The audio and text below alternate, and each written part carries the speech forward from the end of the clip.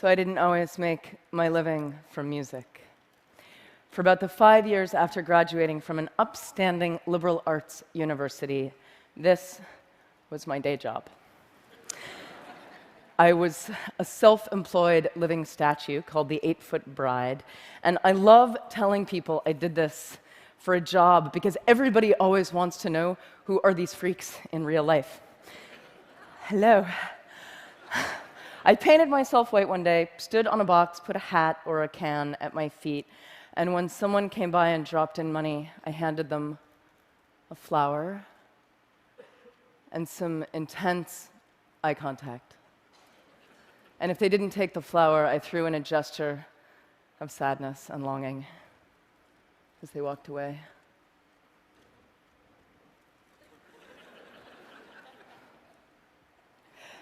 So I had the most profound encounters with people, especially lonely people who looked like they hadn't talked to anyone in weeks. And we would get this beautiful moment of prolonged eye contact being allowed in a city street, and we would sort of fall in love a little bit. And my eyes would say, "Thank you, I see you." And their eyes would say, "Nobody ever sees me. Thank you." And I would get harassed. Sometimes people would yell at me from their passing cars, "Get a job!"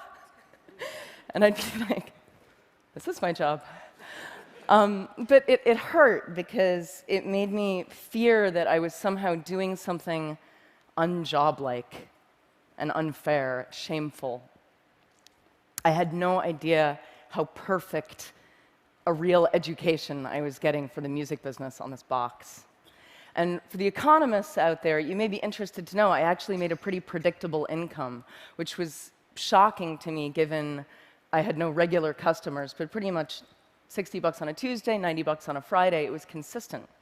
And meanwhile, I was touring locally and playing in nightclubs with my band, the Dresden Dolls. This was me on piano, a genius drummer. I wrote the songs. And eventually, we started making enough money that I could quit being a statue. And as we started touring, I really didn't want to lose this sense of direct connection with people because I loved it. So after all of our shows, we would sign autographs and hug fans and hang out and talk to people. And we made an art out of asking people to help us and join us. And I would track down local musicians and artists, and they would set up outside of our shows, and they would pass the hat, and then they would come in and join us on stage. So we had this rotating smorgasbord of weird, random circus guests. And then Twitter came along and made things even more magic because I could ask instantly for anything, anywhere. So I would need a piano to practice on, and an hour later, I would be at a fan's house. This is in London. People would bring home-cooked food to us all over the world backstage and feed us and eat with us. This is in Seattle. Fans who worked in museums and stores and any kind of public space would wave their hands if I would decide to do a last-minute spontaneous free gig. This is a library in Auckland. On Saturday, I tweeted for this crate and hat because I did not want to schlep them from the East Coast, and they showed up care of this dude, Chris from Newport Beach, who says hello. I once tweeted, "Where in Melbourne can I buy a neti pot?" And a nurse from a hospital drove one right at that moment to the cafe I was in, and I bought her a smoothie, and we sat there talking about nursing and death. And I love this kind of random closeness, which is lucky because I do a lot of couch surfing. In mansions where everyone on my crew gets their own room, but there's no wireless, and in punk squats, everyone on the floor in one room with no toilets, but with wireless, clearly making it the better option. My crew once pulled our van up to a really poor Miami neighborhood, and we found out that our couch surfing host for the night was an 18-year-old girl still living at home, and her family were all undocumented immigrants from Honduras. And that night, her whole family took the couches, and she slept together with her mom so that we could take their beds. And I lay there thinking, these people have so little. Is this fair? And in the morning, her mom taught us how to try to make tortillas and wanted to give me a Bible. And she took me aside and she said to me in her broken English, "Your music has helped my daughter so much. Thank you for staying here. We're all so grateful." And I thought, this is fair. This is this. A couple months later, I was in Manhattan, and I tweeted for a crash pad, and at midnight, I'm ringing a doorbell on the Lower East Side, and it occurs to me, I've never actually done this alone. I've always been with my band or my crew. Is this what stupid people do? Is this how stupid people die? And before I can change my mind, the door busts open. She's an artist. He's a financial blogger for Reuters. And they're pouring me a glass of red wine and offering me a bath, and I have had thousands of nights like that and like that. So I couch surf a lot. I also crowd surf a lot. I maintain couch surfing and crowd surfing are basically the same thing. You're falling into the audience, and you're trusting each other. I once asked an opening band of mine if they wanted to go out into the crowd and pass the hat to get themselves some extra money, something that I did a lot. And as usual, the band was psyched, but there was this one guy in the band who told me he just couldn't bring himself to go out there. It felt too much like begging to stand there with the hat. And I recognized his fear of, is this fair? And get a job. And meanwhile, my band is becoming bigger and bigger. We sign with a major label. And our music is a cross between punk and cabaret. It's not for everybody. But, well, maybe it's for you. We sign, and there's all this hype leading up to our next record. And it comes out, and it sells about 25,000 copies in the first few weeks. And the label considers this a failure. And I was like, 25,000, isn't that a lot? They were like, no, the sales are going down, it's a failure, and they walk off. Right at the same time, I'm signing and hugging after a gig, and a guy comes up to me and hands me a $10 bill. And he says, "I'm sorry, I burned your CD from a friend." But I read your blog, I know you hate your label, I just want you to have this money. And this starts happening all the time. I become the hat after my own gigs, but I have to physically stand there and take the help from people. And unlike the guy in the opening band, I've actually had a lot of practice standing there. Thank you.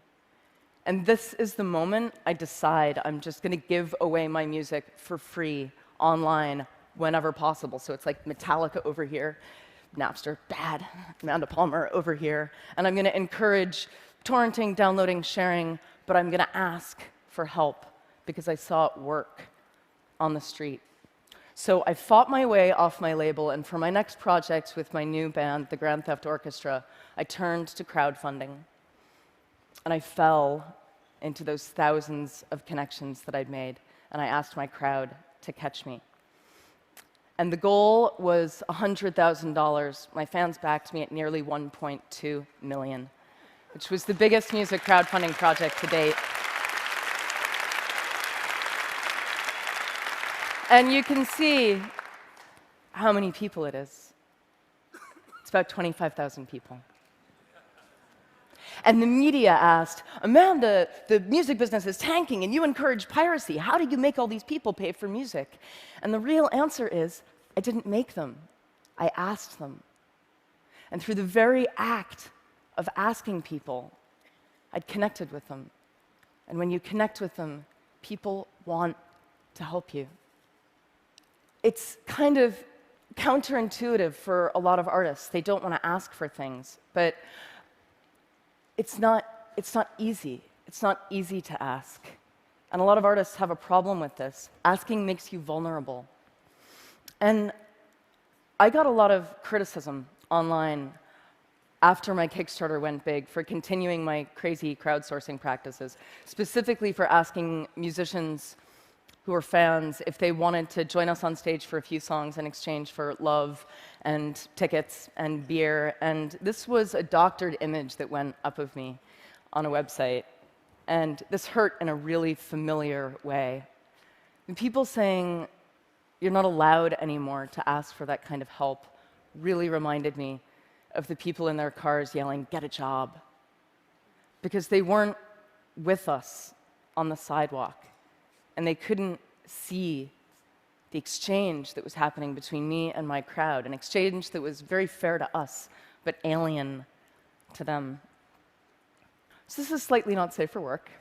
This is my Kickstarter backer party in Berlin. At the end of the night, I stripped and let everyone draw on me. Now, let me tell you, if you want to experience the visceral feeling of trusting strangers, I recommend this, especially if those strangers are drunk German people. This was a ninja master level fan connection, because what I was really saying here was, I trust you this much. Should I? Show me. For most of human history, musicians, artists, they've been part of the community, connectors and openers, not untouchable stars. Celebrity is about a lot of people loving you from a distance, but the internet and the content that we're freely able to share on it are taking us back. It's about a few people loving you up close, and about those people being enough. So a lot of people are confused by the idea of no hard sticker price. They see it as an unpredictable risk. But the things I've done, the Kickstarter, the street, the doorbell, I don't see these things as risk. I see them as trust.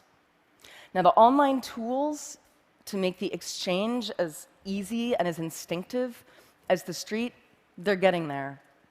But the perfect tools aren't going to help us if we can't face each other and give and receive fearlessly, but more important, to ask without shame. My music career has been spent trying to encounter people on the internet the way I could on the box. So blogging and tweeting, not just about my tour dates and my new video, but about our work and our art and our fears and our hangovers, our mistakes, and we see each other. And I think when we really see each other, we want to help each other. I think people have been obsessed with the wrong question, which is, how do we make people pay for music? What if we started asking, how do we let people pay for music? Thank you.